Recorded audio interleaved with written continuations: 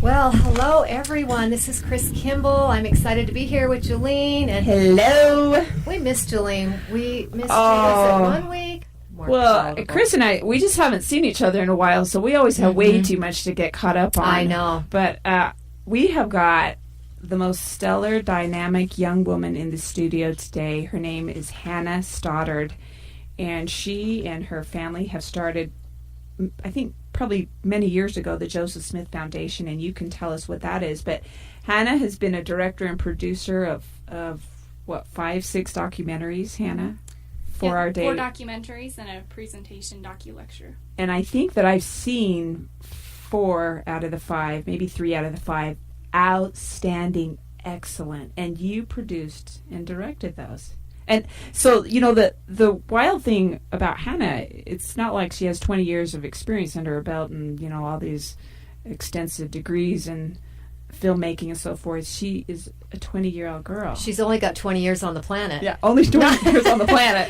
You know, so half of them or 2/3 of them she's been, like, learning, you know, getting educated. And, yeah, so this is awesome. I mean, the problem with young kids today is no one seems to be tuned in to some of the things that you're tuned into. You know, they just want to go see the latest movie and hit up the latest store at the mall. Or, I mean, I'm stereotyping. Sorry, I know that there's not all young people.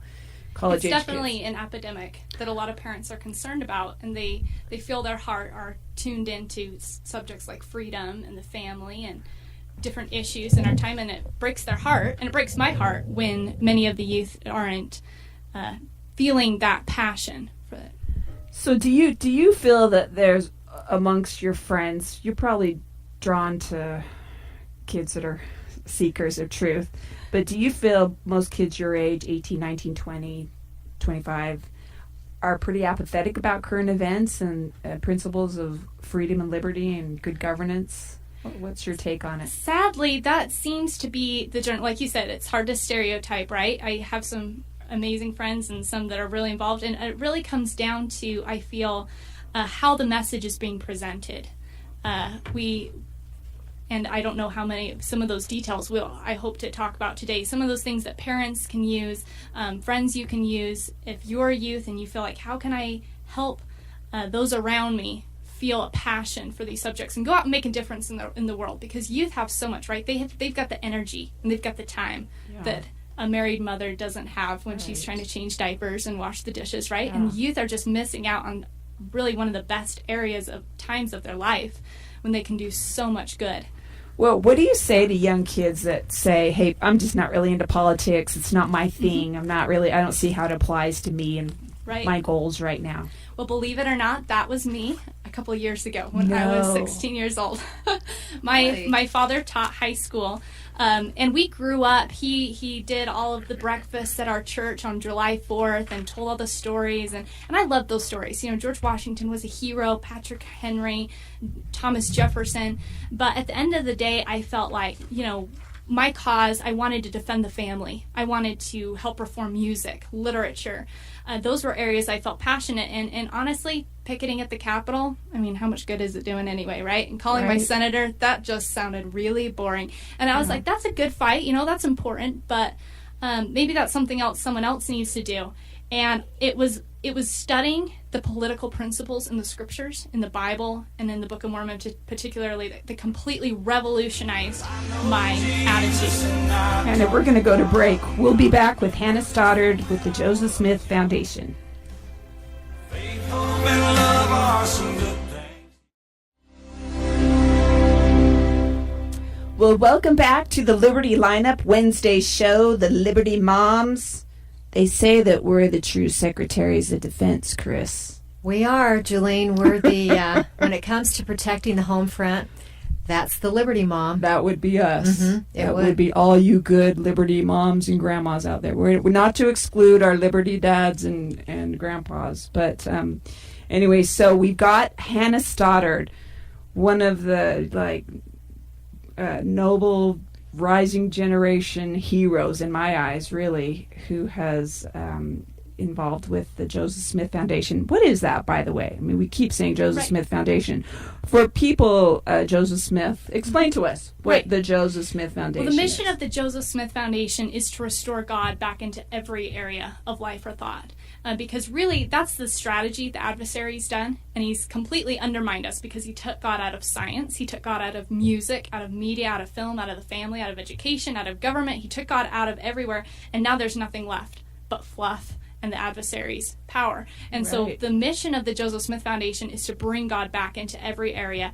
And obviously we are LDS based, and we believe that that restoration perspective that Joseph Smith and Brigham Young and the succeeding prophets brought to the table on different current events, current issues, media, music, film, education, is central to restoring our nation and returning back to our moorings.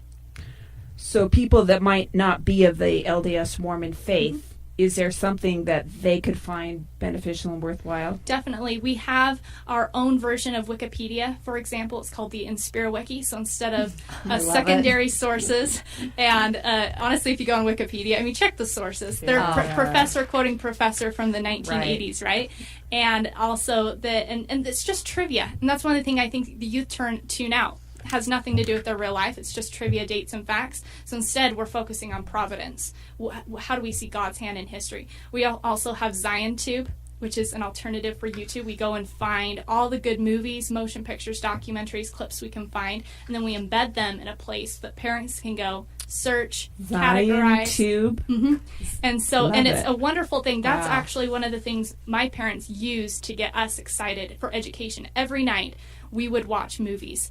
And documentaries about the Holocaust, about the Hungarian Revolution, about medicine, about politics, about history, about Christian persecution.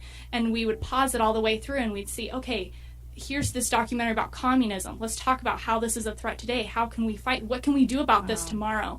And that made it come alive. Yeah. Well, I want every listener hearing what Hannah just said is your way of influence your child against this huge onslaught that happens in this liberal world that's controlled by the media, that's controlled in education, is you need to take control of what your child is hearing at home. I mean, just don't turn them loose on TV or any random video that they want to download on Netflix or whatever, but really making a conscious and sit with them and talk about it during, I love that. That is so powerful. Right. It's so critical, and I think that is one of the key. Media is a powerful tool, but as parents, we need parents who will rise up, parents who dare to say no and say, this does not cross into my home, this is approved, this is not approved. And because children need to grow up in an environment that's clean, but at the same time, it's not just all sunshine and flowers. They need to see the light in the darkness. If you think about it, how does the Lord teach? The Lord is the master parent, right? The whole script, the whole Bible is all about him dealing with his children. And how does he do it? He does light and darkness. Every verse, he's got the happy side, and he's also got the maybe more negative side. And if we exclude that, we're missing half the picture, and the youth tune out because it's not real. It's not practical. Right. So, Hannah, you said before the break that you kind of had this transformation from not really seeing how these things apply to you at 15, 16 to having a switch in your mind thought because you began to study what? Explain to us. Well, I had the attitude of thinking, I understood the Second Amendment, that was important to me, but I didn't feel the emotion of when I hear the Star Spangled Banner tearing up or bleeding red, white, and blue, right? And what changed that was studying in the Book of Mormon. If a lot of people don't study the scriptures too detailed, and they don't study them in context. They'll pull, we'll pull out a verse here and a verse there, and maybe our favorite 30 verses, and then forget the rest. Which really, when we have that attitude, we're saying, the Lord doesn't know what he's talking about, right? The Lord put the revelations in this sequence, but we know better. We'll just pick out these few favorite verses. And so getting freedom principles from that perspective really pulled it out of context, didn't make it real for me. But when I studied specifically the Book of Mormon from cover to cover with the outlook of looking for political principles, I was just amazed. For example, Captain Moroni, what does he call when Amalickiah is threatening the Nephite people and their liberty? He said it was the cause of the Christians. And that rang true to me because ever since I was about 14 years old, the identity of being a Christian, that label meant a lot to me personally. And so when I read that the cause of the Christians was to defend liberty, defend freedom, build true government, I said, okay, if this is my cause, where do I sign up and how do I do this and what does this mean? And then also, one other thing I want to throw out, just back to that idea of teaching both the light and the darkness.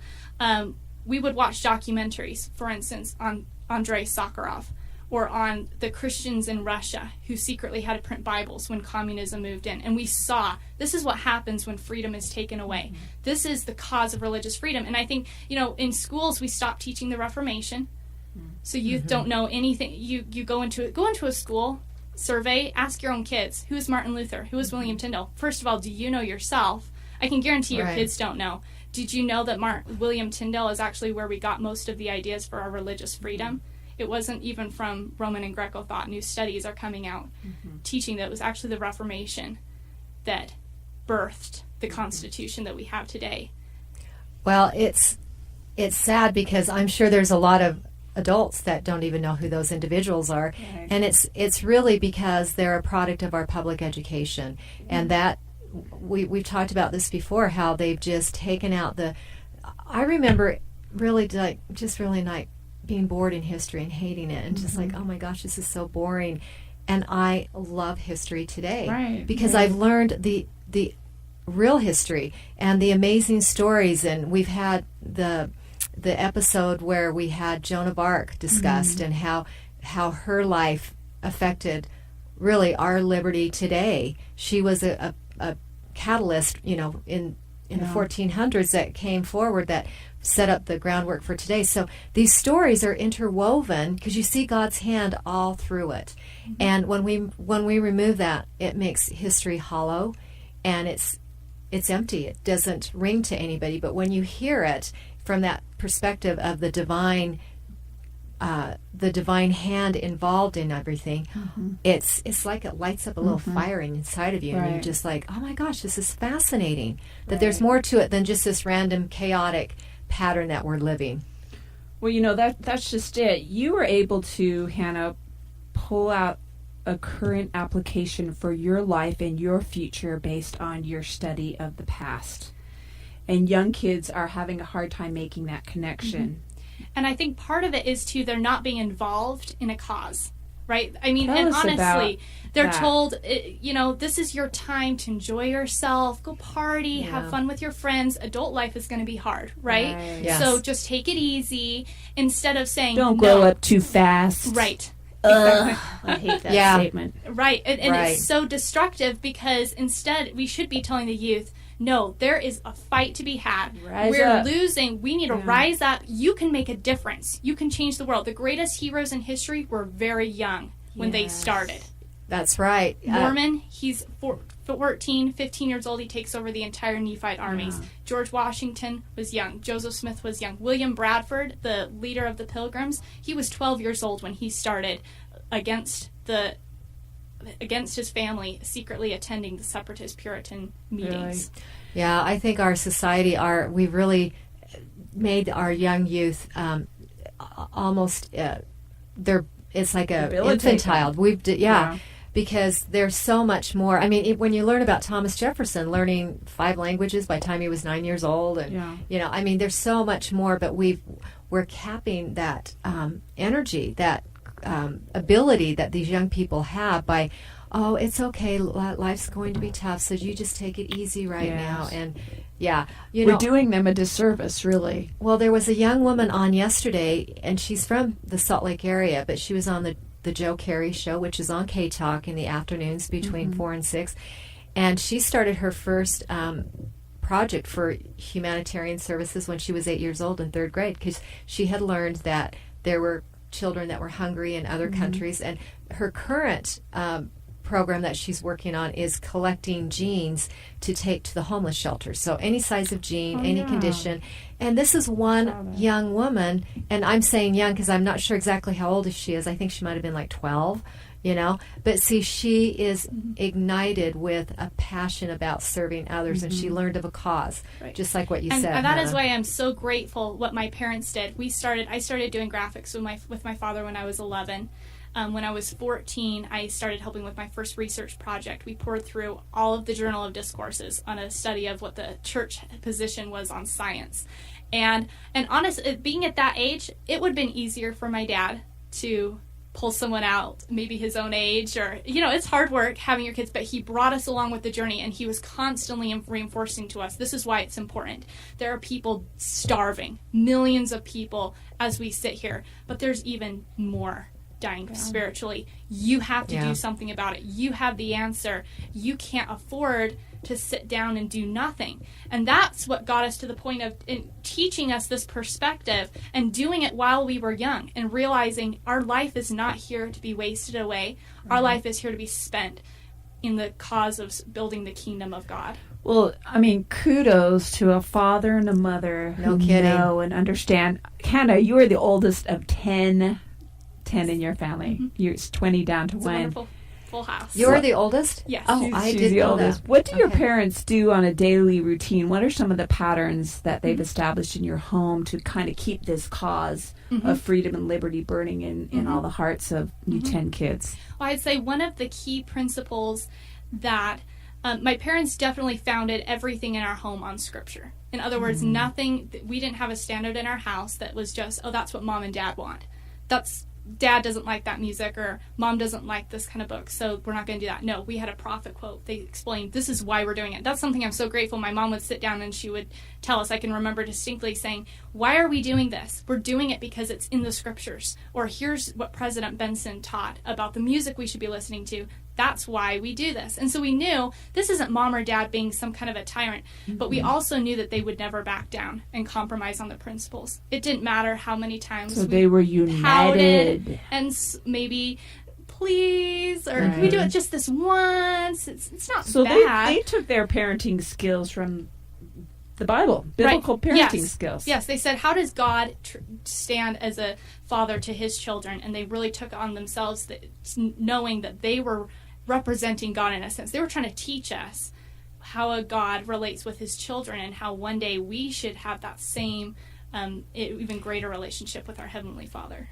It's such a powerful dynamic because they're teaching obedience in the same context because they watch their father and mother explain this is where it's coming from. It's coming from Scripture, which is from God or from prophets, but this is us being obedient to the Word, to God's law, to His wisdom, and so in turn it teaches that key component of being obedient and receiving blessings from it. Yes, I remember sometimes coming home and my dad would be exhausted on the couch. He has some health problems, works full-time.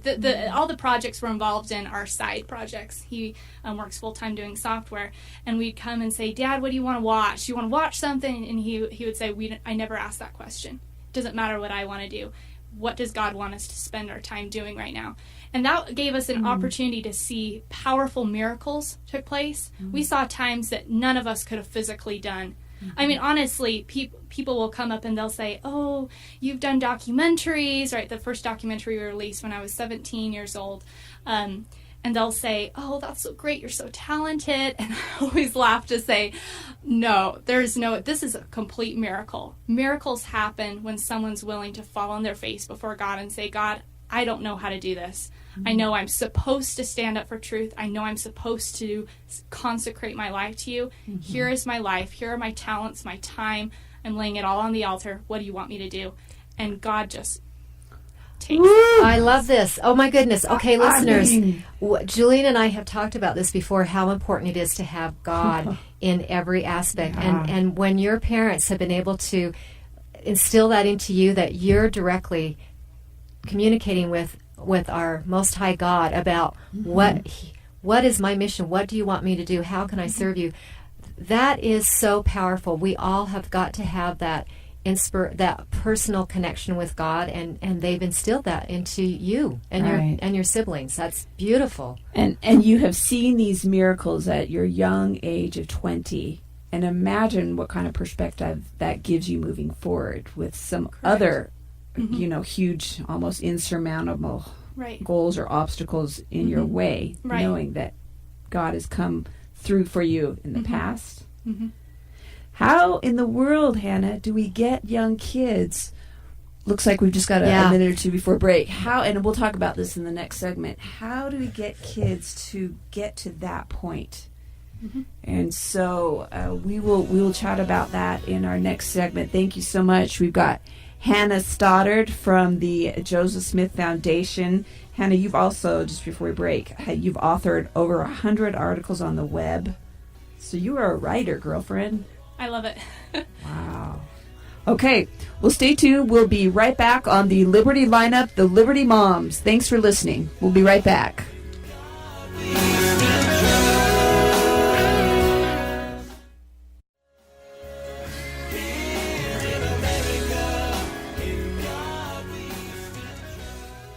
We're back on the Liberty Moms this morning, Wednesday, part of the Liberty lineup here on KTALK Radio. Kris Kimball's in studio here with Juleen Jackson, and our guest we've been speaking with has been Hannah Stoddard, who has given us an amazing discussion on really wise parenting to raise up some stalwart and leaders in our next generation of children. But we want to thank our show host, EOS Cell Mobile, for allowing us to bring this discussion into your cars and into your homes, and we appreciate them for being the conservative mobile phone service that they are. And we want our listeners to know that we can be heard on the radio at 6:30 a.m. KTALK or online at www.k-talk.com. So listen in. This is very, very interesting interview with somebody that is just you're not even 21 yet. Turning 21 in a few weeks. I mean, Hannah embodies everything that is right and good with the rising generation. Mm-hmm. Hannah, you're just truly inspiring, honey. And, I've seen Hannah present before at certain conferences, and she's spoken at some of the groups I've been involved with, the United Women Forum, and, you're really inspiring, and your family is inspiring, and the work that you do really elevates and gets one to think that their purpose might be a little higher than what it has been, and so thank you so much, honey, for being here today. So Hannah is 20 years old. So Hannah, were you homeschooled? Yes. Mm-hmm. Okay. I went to, for kindergarten, I went to sort of a kind of private school that was connected with my dad's work, but after that, all home educated. 1 year at a LDS private school that my dad taught at. Okay. Was it, so your mom was or did she was there other parents involved? Did you do any co-oping with the homeschool? Primarily, my dad, ever since he was about 14 years old, just studied the scriptures, and hours a day, all the works by the presidents of the church. And so he really, when we were young, he started saying, okay, we have to do something different. The families out there are failing. This stops here. This stops at my house. How can we make a difference? And so we started implementing these scripture principles that are all in the scriptures that are, it's amazing. We don't look at the scriptures as authoritative. We don't really almost take the Lord seriously, and yet I have seen it radically transform families. When you introduce these principles of changing and having a cause, youth just come on fire. It brings love. It brings peace. It brings transformation to a home. Mm-hmm. So were you taught these principles out of the Bible in a family devotional type setting? Was it integrated in all your coursework, science, math, English?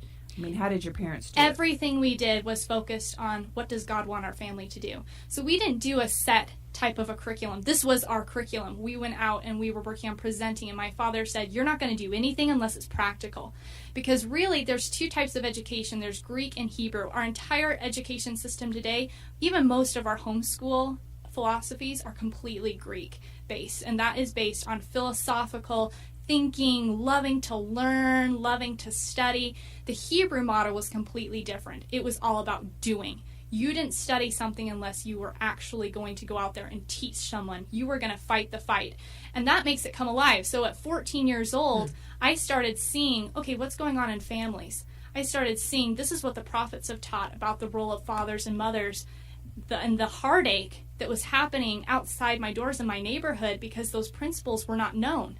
Not so much that they were being rebelled against on the individual level, but because people just didn't know. And so at 14 years old, I was like, I'm going to do something about this. So I started an organization. I was going to change the world, right? By the time I was 16, we were going to radically transform. A little bit more realistic now, right? But the idea is this, our youth today need a cause. And they're just missing that firm rock of understanding what is the cause, and they're left to be parented. It would seem to me the youth of today's cause is fun. Yes. Entertainment. What am I doing this weekend? What party can I go to on Friday night? That seems to be the cause of the young people today. And honestly, what I would say to that is that's honestly how we've raised them. I mean, I've sat in meetings, in our ward for the young women, and it's okay. How can we get the youth there? What kind of games, treats? We're going to bring donuts, right? And the idea, what we've forgotten is we can never compete with the world. We think food, fun, and fantasy are going to bring in the youth, but the problem is the world's always going to have more pleasure. The world's always going to be funner, and what you convert a child with is what you convert them to. So if you convert them to programs, techniques, your personal charisma, you're converting them to that. You're not converting them to the gospel. And so it's time that we turned back to principles and said, okay, youth, this is the cause. This is what's going on in the world.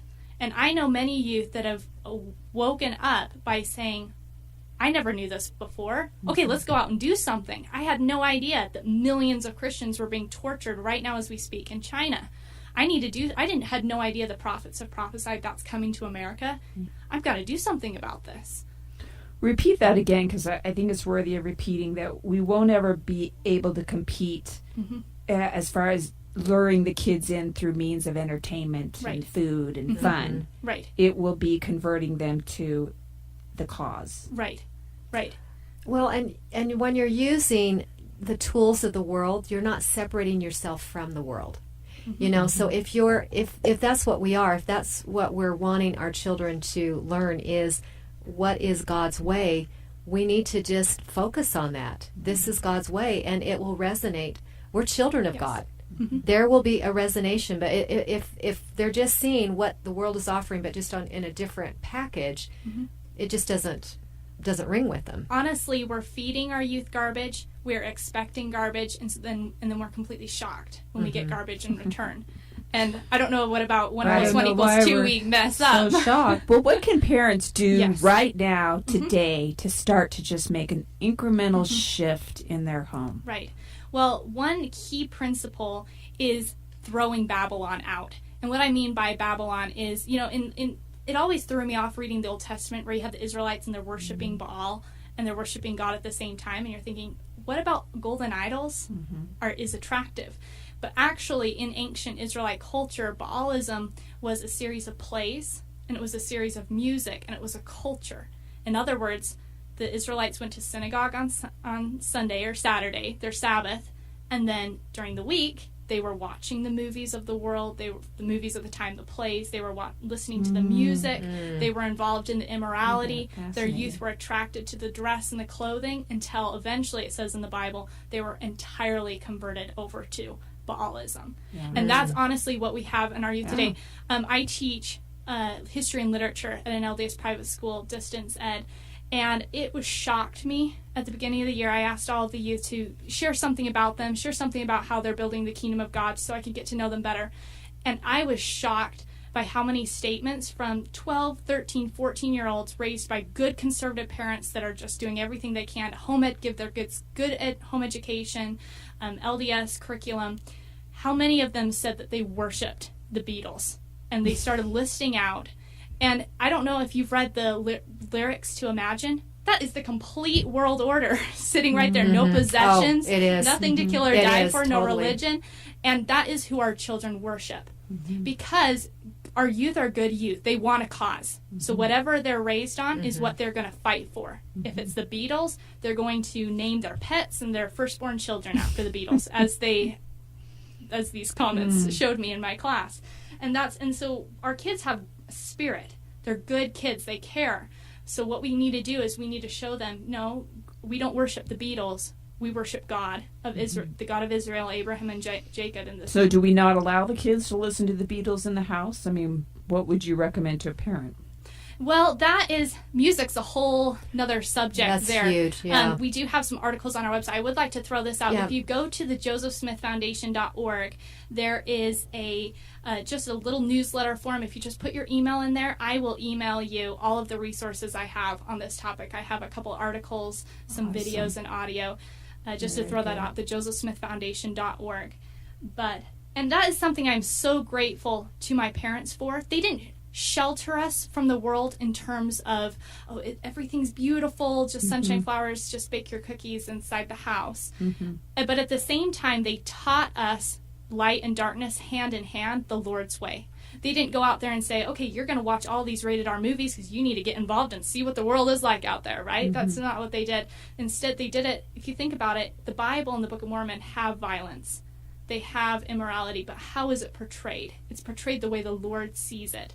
And that's what they wanted us to understand. They wanted us to see the light and the darkness in the world and the needs and the causes out there, and not become engrossed in it, but see what the solutions the Lord has for those problems and our responsibility to do something. So we do. We can be in the world, but we don't have to be of the world. And we've been taught to be that way, but yet we have just really gotten sucked into what the world is offering. And wow, this is powerful stuff for you Liberty parents, Liberty moms and dads to be absorbing so that you can, in turn, get your children connected to God and finding out what their mission is, because all of us have a mission to be down here, and it is to build His kingdom, but it's going to be different for every single person. Everyone's got their own unique mission, their own unique gifts and talents that they've been given, but if you're stuck in front of a computer or a TV watching a movie, how do you build those talents? You can't. Right. So. Hey, Hannah, can you tell us anything about Maidens with a Mission project that you're involved with? What is that? It's actually been more replaced now with a new organization called Guardians of an Altar. So I might talk about that. Now Maidens with a Mission is just a blog, but Guardians of an Altar is where we're trying to network youth from all over the United States that are interested in these principles, that want to build Zion. They want to connect and network with other single young men and women, about older teens to all through the 20s, 30s age. Oh, wow. And it's an opportunity where we're trying to say, okay, you have a cause, now let's get involved in that cause. So that's guardiansofanaltar.com? .org. Guardians with an altar or? Of an altar. It's a line from For the Strength of the Hills. Oh, very good. Guardians. Now, you asked one question that I did want to answer, and that was what parents can do right now. And that is, and I would say, number one, consecrate your own life to God. Figure out what your cause is. What is your mission? Because you have to know it first before you can communicate that to your youth. And then if you're doing that, communicate that to your youth. Dare to stand up and say no to the world, no to the culture. Be that parent, not just a friend.